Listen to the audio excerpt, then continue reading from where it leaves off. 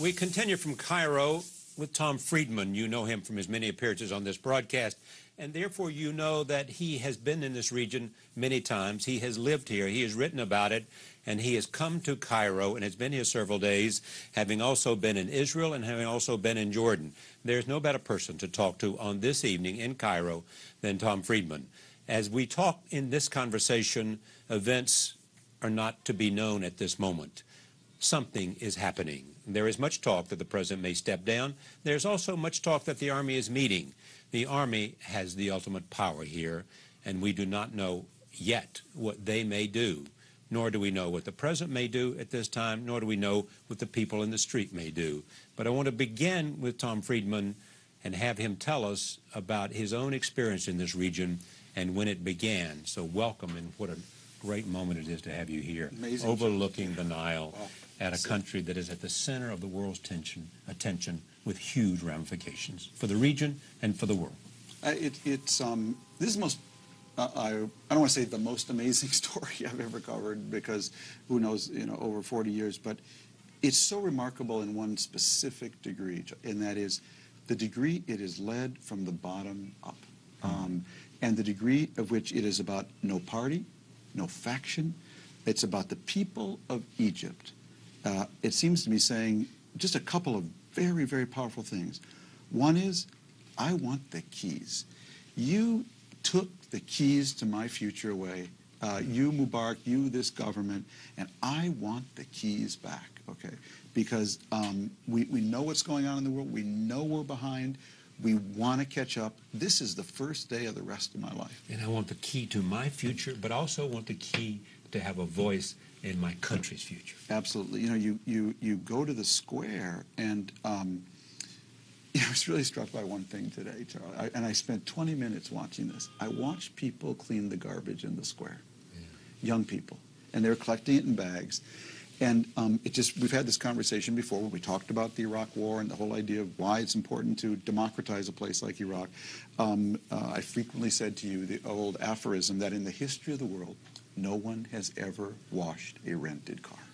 And the point I made about Iraq is that no one had ever washed a rented country either.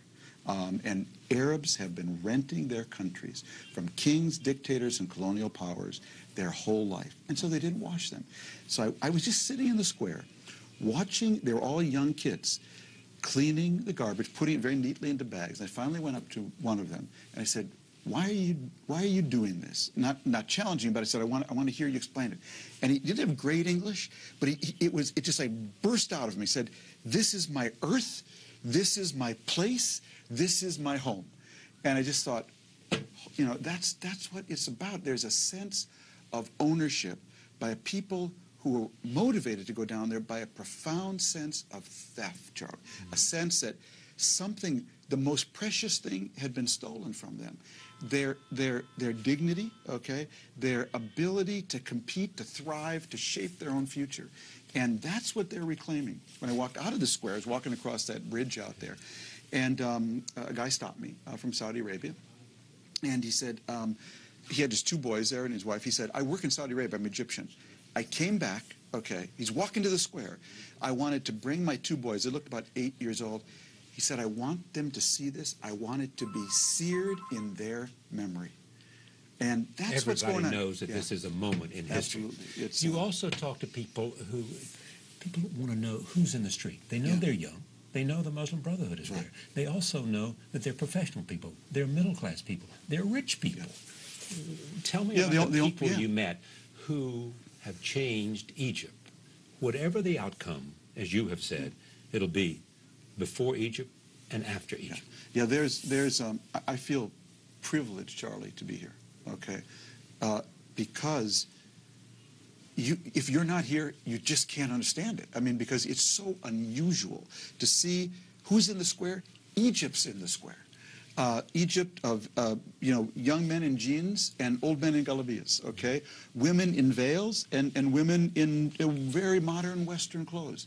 There was a big thing, a poster they created today of a crescent moon and a cross inside. And the whole message is we are here, Copts and Muslims together. But the thing that's most amazing to me about it is the amount of creativity that has exploded. There's a sign there I saw today that Tahrir Square is the only free place in Egypt today. Maybe the only truly free place, you know, so for thousands of miles here, okay? And the amount of innovation. I mean, you see the creativity. Some of the signs are so funny. They're so clever. But today, I got it here in my pocket, I think. I got a, they put out their own newspaper, okay? They've been there, what, 17 days? They got their own newspaper. It says Samidun in Arabic, solidarity. They've got their own newspaper. They got their own and this clinics. Is the young Google executive, right, exactly, yeah. Who had this dramatic interview on and television. by the way, here's the very interesting thing inside. This blew my mind. So this is Nasrallah, the Lebanese Hezbollah leader. And it says, victory, belongs to God, not to Nasrallah, and not to Ahmadinejad.